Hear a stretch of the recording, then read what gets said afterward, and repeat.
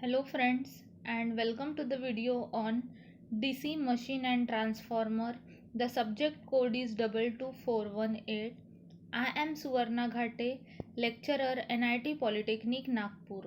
Our today's topic presentation on characteristics of DC motor. तो इस video में हम DC मोटर के कैरेक्टरिस्टिक्स एंड स्टार्टर के बारे में पढ़ेंगे। तो सबसे पहले हम देखते हैं लर्निंग आउटकम।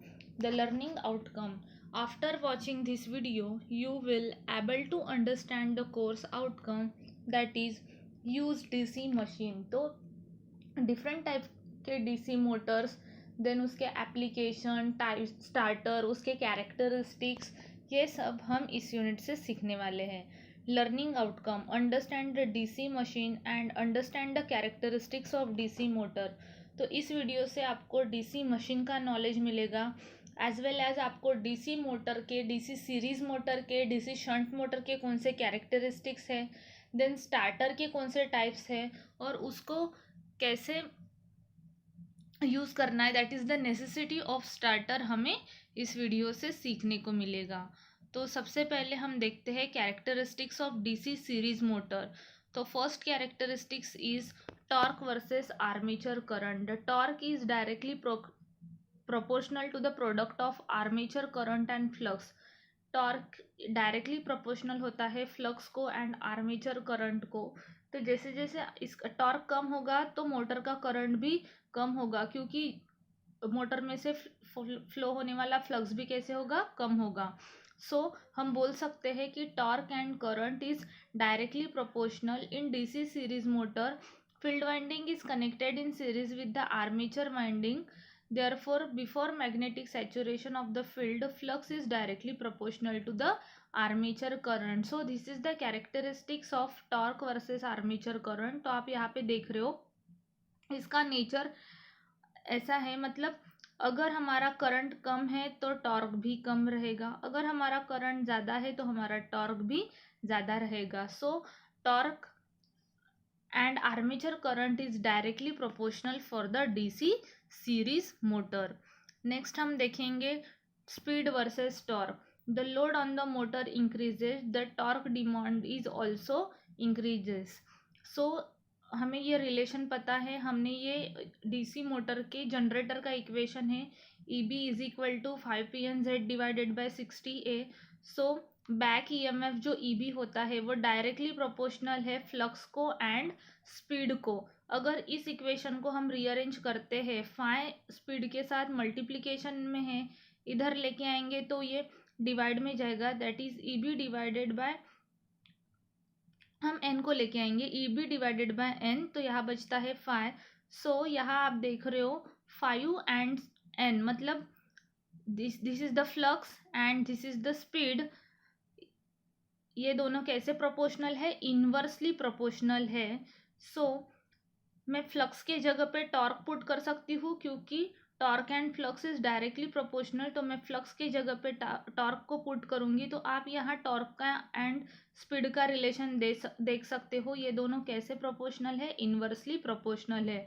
मतलब टॉर्क अगर बढ़ता है तो स्पीड कम होगी और टॉर्क अगर कम होता है तो स्पीड बढ़ेगी। तो आप यहाँ पे देख रहे हो दिस इज द कर्व, या आप ऐसी भी एक स्ट्रेट लाइन निकाल सकते हो। अगर यहाँ से देखेंगे, अगर हमारा इतना ये पॉइंट से टॉर्क अगर इतना है तो स्पीड कम रहेगी, मतलब जब ज़्यादा टॉर्क है तो स्पीड कम है।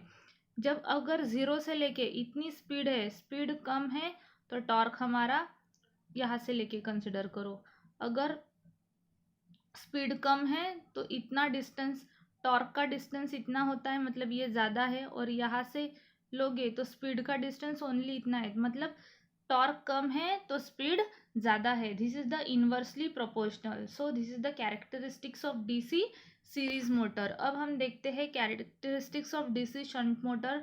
Again speed versus torque, the flux and back EMF EB are almost constant, hence the speed of motor almost remains constant. Flux and EB is directly proportional है तो स्पीड कांस्टेंट रहेगी।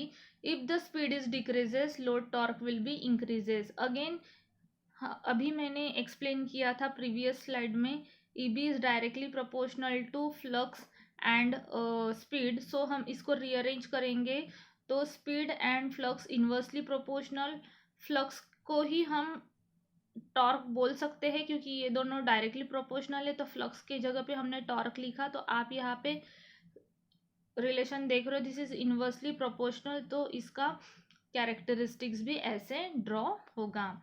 फिर हम देखते हैं टॉर्क वर्सेस आर्मेचर करंट।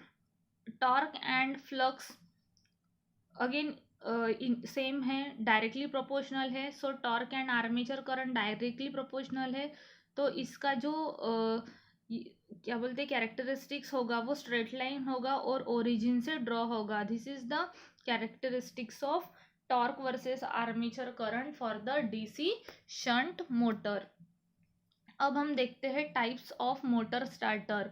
तो motor starter 3 type के हैं, 2 point starter, 3 point starter and 4 point starter. तो जब आप प्रैक्टिकल परफॉर्म करोगे तो मोस्टली आप देखते हो जो आप प्रैक्टिकल में यूज़ करते हो डीसी सीरीज या डीसी शंट मोटर के लिए, that is the 3 point starter. अगर आपने एक आध प्रैक्टिकल भी देखा होगा सीएनई का जो हुआ है, उसमें हमने 3 पॉइंट स्टार्टर यूज़ किया है। अब हम देखते हैं necessity of starter. The armature current is given by the equation. Armature current क्या है, दिस इज द इक्वेशन है V minus EB divided by RA। V is the actual supply voltage and EB is the back EMF divided by RA। This is the armature current formula for the motor. If the motor is in rest condition then the back EMF is 0। Motor running condition में होती है तभी जब armature के across का जो voltage होता है उसको हम बैक EMF बोलते हैं, बट जब मोटर रेस्ट कंडीशन में है, ऑफ कंडीशन में है, तो वो बैक EMF 0 रहेगा क्योंकि आर्मेचर के अक्रॉस में वोल्टेज जनरेट ही नहीं होगा। So in that case EB is equal to 5PNZ divided by 60A, where speed हमारी क्या रहेगी, 0 रहेगी। This causes large starting current which flow through the armature winding and may damage it. तो इस condition में, रेस्ट कंडीशन में क्या हो सकता है, जो अगर बैक EMF ही नहीं है तो करंट को लिमिट करने के लिए कोई फैक्टर नहीं है, तो large amount of current armature winding में से फ्लो हो सकता है। और ज़्यादा करंट फ्लो होने के वजह से अगर आपके मोटर की करंट कैपेसिटी कम है लेकिन उस मोटर में से ज़्यादा करंट फ्लो हो रहा है, तो हो सकता है कि अदर इक्विपमेंट्स जो है मोटर के जो पार्ट्स है वो डैमेज होने के चांसेस होते हैं। तो मोटर के करंट को लिमिट करने के लिए स्टार्टर रिक्वायर्ड होता है, hence starters are required to limit the very high starting current of the motor. So this is the necessity of the starter. तो अब हम देखते हैं समरी। तो इस वीडियो से हमने देखा है characteristics of DC series motor, फिर हमने देखे characteristics of DC shunt motor, that is the speed versus armature current and speed versus torque. Then हमने टाइप्स ऑफ स्टार्टर देखे, देन हमने नेसेसिटी ऑफ स्टार्टर देखा। अब हम देखेंगे पीओ मैपिंग। तो सबसे पहले हमारा बेसिक नॉलेज सेटिस्फाई हो रहा है, आपको यहाँ पे डीसी मोटर के कैरेक्टरिस्टिक्स का नॉलेज मिल रहा है। देन PO6, जब भी आप डीसी मोटर पे माइक्रो प्रोजेक्ट बनाते हो या प्रैक्टिकली जब आप देखते हो तब आपको ये वीडियो अंडरस्टैंड होगा, वो नॉलेज अंडरस्टैंड होगा उस मोटर को हैंडल करने के लिए, दैट्स वाई आपका PO6 सेटिस्फाई हो रहा है। Then as a electrical engineer life long आपको ये सारा नॉलेज यूज़फुल रहेगा जब भी आप प्रैक्टिकली मोटर को हैंडल करोगे या इंडस्ट्री में वर्क करोगे, दैट्स वाई आपका PO7 भी सेटिस्फाई हो रहा है। Thank you.